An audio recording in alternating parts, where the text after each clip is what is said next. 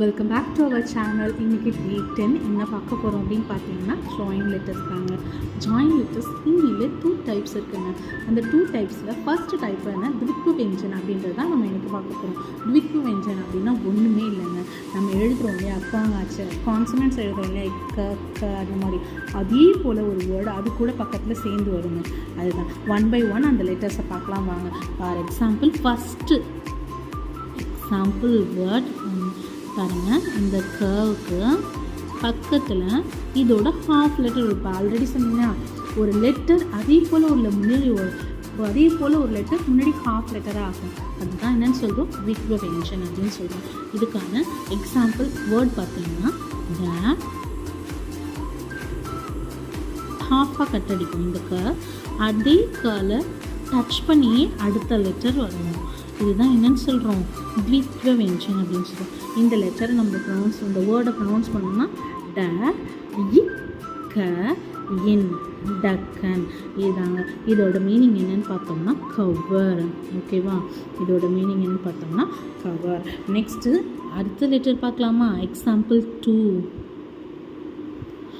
First இதோட half letter அப்படியே வருங்க. ஓகேவா, அப்போ இது என்னன்னு சொல்கிறோம், சே தான் இதோட ப்ரொனவுன்சியேஷன்.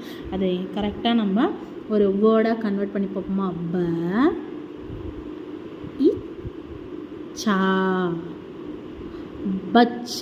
பச்சானா எல்லாரும் சொல்லி கேள்விப்பட்டிருப்பாங்க. இந்த பச்சா அப்படின்றது ஒன்றுமே இல்லைங்க, சைல்டுன்னு அர்த்தம். என்னென்னு அர்த்தம், சைல்டு. ஓகேவா, அப்போ இது ஆல்ரெடி சொன்ன போல தான் ஒரு லெட்டர் அது போல் உள்ள ஒரு ஹாஃப் லெட்டர் முன்னாடி வந்ததுன்னா அதுதான் என்னென்னு சொல்கிறோம், த்வித்வ வெஞ்சன் அப்படின்னு சொல்கிறோம். இது போல் ஒரு 8 to 9 7 லெட்டர்ஸ் இருக்குங்க. அந்த லெட்டர்ஸை 1 by 1 பார்க்கலாமா. நெக்ஸ்ட்டு பார்த்தீங்கன்னா எக்ஸாம்பிள் 3 அது என்னன்னு பார்த்தீங்கன்னா ட. இந்த டவை இதில் ஹாஃப் எடுக்க முடியாதுன்றதுனால இதுக்கு கீழே ஒரு கோடு போடுவாங்கங்க. இது கோடு போட்டு அதே மாதிரி இன்னொரு லெட்டர் போடுவாங்க. இதுக்கு இட்ட அப்படின்னு சொல்கிறோம்.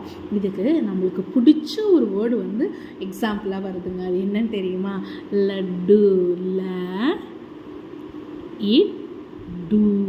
லட்டு. ஓகேவா, லட்டு.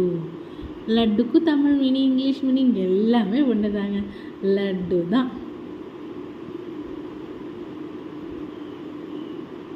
ஓகேவா, நெக்ஸ்ட்டு எக்ஸாம்பிள் 4 பார்க்கலாமா. எக்ஸாம்பிள் 4 பார்த்தோம்னா இந்த இருக்கு இல்லையா, இதோட ஹாஃப் லெட்டர் அடுத்து சேர்ந்தாப்பில் வருதுங்க. இந்த நாவை எப்படி ப்ரொனவுன்ஸ் பண்ணுறதுன்னு ஒரு வேர்டு மூலியமாக பார்க்கலாமா.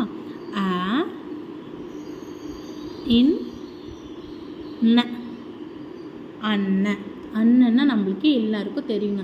தமிழில் அன்னம்னு சொல்லுவோம், இங்கிலீஷில் ஃபுட்டுன்னு சொல்லுவோம். ஓகேவா, அந்த ஃபுட்டு தான் என்னன்னு சொல்கிறோம், அன்னம் அப்படின்னு தமிழில் சொல்கிறோம், இங்கிலீஷில் அண்ணன், ஹிந்தியில் அண்ணன் அப்படின்னு சொல்கிறோம். ஓகேவா, நெக்ஸ்ட் லெட்டர்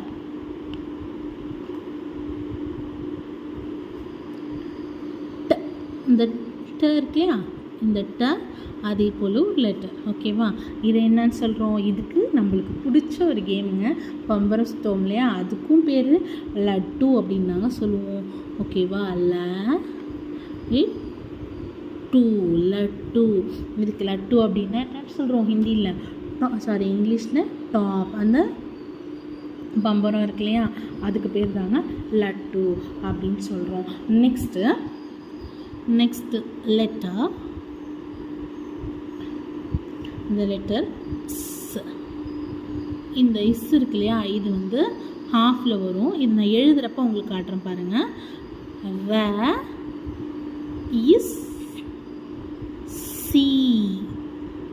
ரஸ்ஸி. ஓகேவா, ரஸ்ஸினா ஒன்றுமே இல்லைங்க, தமிழில் சொல்லுவோம் இல்லையா கயிறு, அதுதான் இங்கிலீஷில் ரோப்புன்னு சொல்லுவோம். நெக்ஸ்ட்டு எக்ஸாம்பிள் 7ங்க. எக்ஸாம்பிள் 7ல் என்ன பார்க்க போகிறோம், இத்து. இந்த இத்து இருக்கு இல்லையா, இது பாதியாக வருங்க. இதுதான் பார்ப்போமா.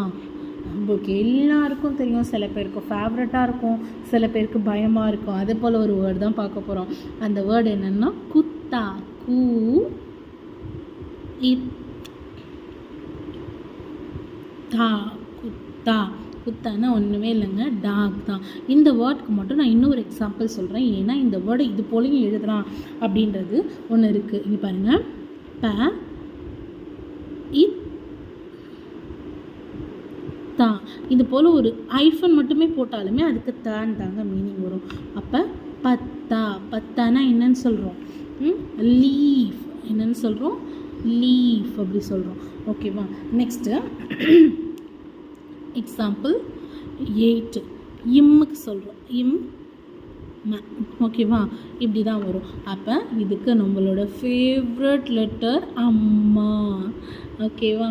அம்மா. அம்மானா எல்லாருக்குமே தெரியும், தமிழ், இங்கிலீஷ், ஹிந்தி எல்லாத்துலேயுமே என்னதான்? மதர் தான். ஓகேவா? Next last and final word என்னன்னு பார்த்தோம்னா இப்பு. இது பாருங்கள், இந்த ப இருக்கு இல்லையா, இந்த பவுக்கு முன்னாடி ஒரு சர்க்கிள் போட்டு இதையும் எழுதுகிறோம். ஓகேவா?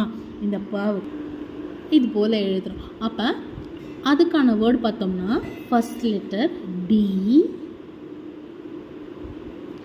இப் அப்படி செமி சர்க்கிள் ஹாஃப் சர்க்கிள் போட்டுட்டு எகெயின் அந்த லெட்டரை ஃபுல்லாக கம்ப்ளீட் பண்ணோம்னா எழுதிடலாம்.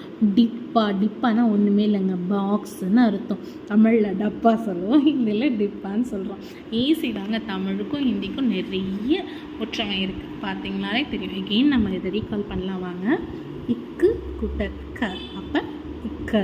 இதுதான் த்வித்வ இந்த எல்லா லெட்டர்ஸ் இருக்கு இல்லையா, இந்த 9 லெட்டர்ஸும் இதுதான் நம்ம த்வித்வ வெஞ்சன் அப்படின்னு சொல்கிறோம்.